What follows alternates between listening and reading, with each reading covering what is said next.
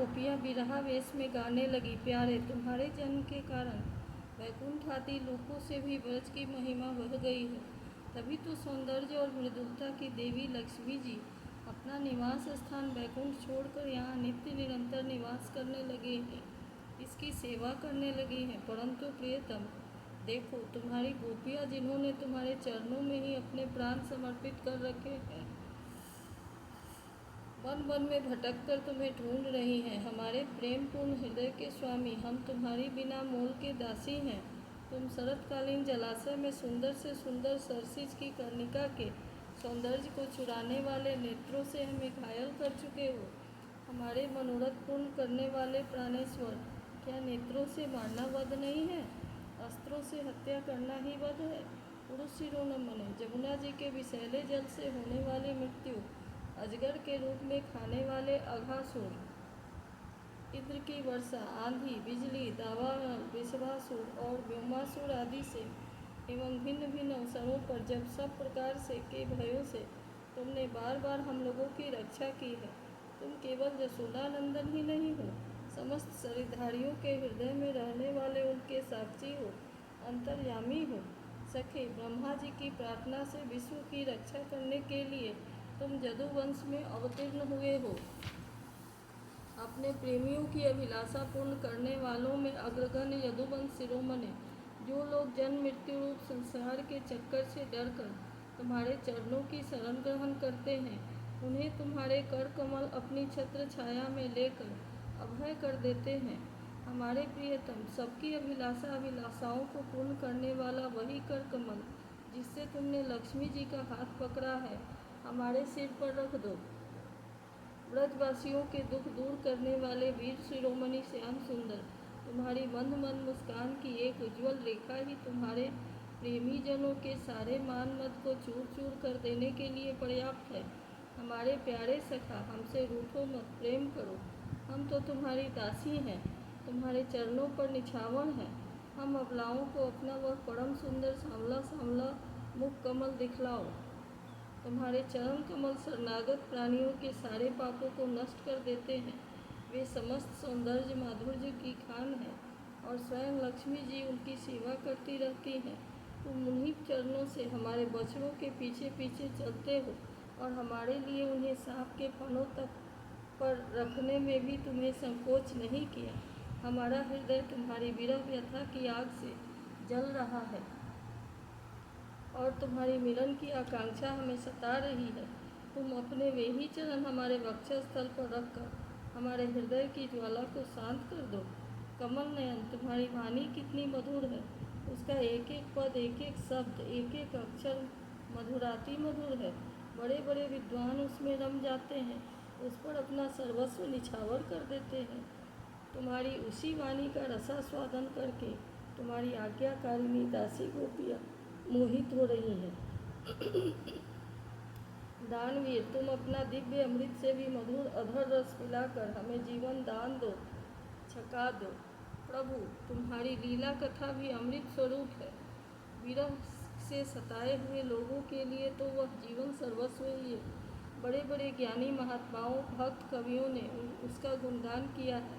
वह सारे पाप ताप तो मिटाती ही है, साथ ही श्रवण मात्र से परम मंगल परम कल्याण का दान भी करती है। वह परम सुंदर, परम मधुर और बहुत विस्तृत भी है। जो तुम्हारी उस लीला कथा का गान करते हैं, वास्तव में भूलोक में वे ही सबसे बड़े दाता हैं। प्यारे, एक दिन वह था जब तुम्हारी प्रेम भरी हंसी और चितवन तथा तुम्हारी तरह तरह की क्रीड़ाओं का ध्यान करके हम आनंद में मग्न हो जाया करती थी। उनका ध्यान भी परम मंगलदायक है। उसके बाद तुम मिले, तुमने एकांत में हृदय स्पर्शी ठिठोलियाँ की, प्रेम की बातें कही, हमारे कपटी मित्र। अब वे सब बातें याद आकर हमारे मन को क्षुब्ध किए देती हैं। हमारे प्यारे स्वामी, तुम्हारे चरण कमल से भी सुकोमल और सुंदर हैं। जब तुम गौओं को चराने के लिए ब्रज से निकलते हो, तब यह सोचकर कि तुम्हारे वे जुगल चरण कंकर, तिनके और कूस कांटे गड़ जाने से कष्ट पाते होंगे, हमारा मन बेचैन हो जाता है। हमें बड़ा दुख होता है। दिन ढलने पर जब तुम वन से घर लौटते हो, तो हम देखती हैं कि तुम्हारे मुख कमल पर नीली नीली अलकें अटक रही है और गहुओं के खुर से उड़ उड़ कर घनी धूल पड़ी हुई है। हमारे वीर प्रियतम, तुम अपना वह सौंदर्य हमें दिखा दिखा कर हमारे हृदय में विलंघ की आकांक्षा प्रेम उत्पन्न करते हो। प्रियतम, एकमात्र तुम ही हो, हमारे सारे दुखों को मिटाने वाले हो। तुम्हारे चरण कमल शरणागत भक्तों की समस्त अभिलाषाओं को पूर्ण करने वाले हैं। स्वयं लक्ष्मी जी उनकी सेवा करती हैं और पृथ्वी के तो वे भूषण ही हैं। आपत्ति के समय एकमात्र उन्हीं का चिंतन करना उचित है, जिससे सारी आपत्तियां कट जाती हैं।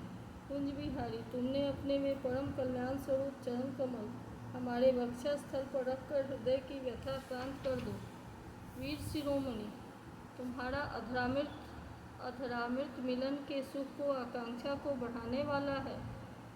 वह विरहजन्य समस्त शोक संताप को नष्ट कर देता है। यह गाने वाली बांसुरी भली भांति उसे चूमती रहती है। जिन्होंने एक बार उसे पी लिया, उन लोगों को फिर दूसरों और दूसरों की आसक्तियों का स्मरण भी नहीं होता। हमारे वीर, अपना वही अधरामृत हमें वितरण करो, पिलाओ। प्यारे, दिन के समय जब तुम वन में विहार करने के लिए चले जाते हो, तब तुम्हें देखे बिना हमारे लिए एक एक क्षण युग के समान हो जाता है।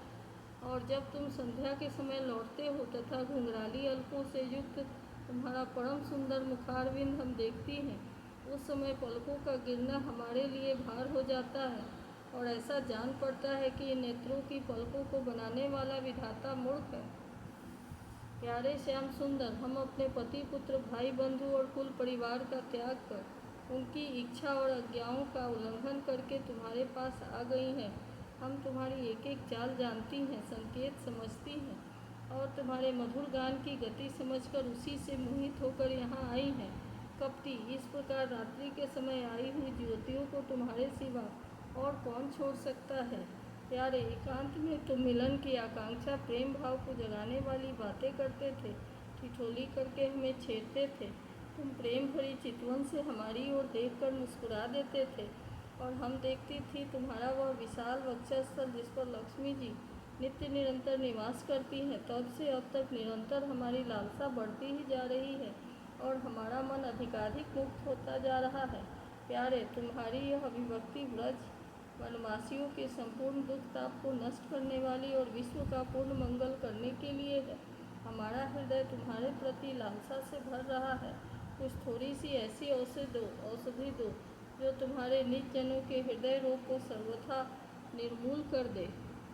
तुम्हारे चरण कमल से भी सुकुमार हैं, उन्हें हम अपने कठोर स्तनों पर भी डरते डरते बहुत धीरे से रखती हैं और कहीं उन्हें चोट न लग जाए। उन्हीं चरणों से तुम रात्रि के समय घोर जंगल में छिपे छिपे भटक रहे हो। क्या कंकर पत्थर आदि की चोट लगने से उसमें पीड़ा नहीं होती? हमें तो उसकी संभावना मात्र से ही चक्कर आ जा रहा है। हम अचेत होती जा रही हैं। श्री कृष्ण, श्याम सुंदर, प्राणनाथ, हमारा जीवन तुम्हारे लिए है, तुम हमारे लिए, हम तुम्हारे लिए जी रही हैं, हम तुम्हारी हैं। इति श्रीमद्भागवते महापुराणे पारमहंस्यां संहितायां दशम स्कंधे पूर्वार्धे रासक्रीयां गोपीतीर्थं नामैकत्रिंशोऽध्यायः।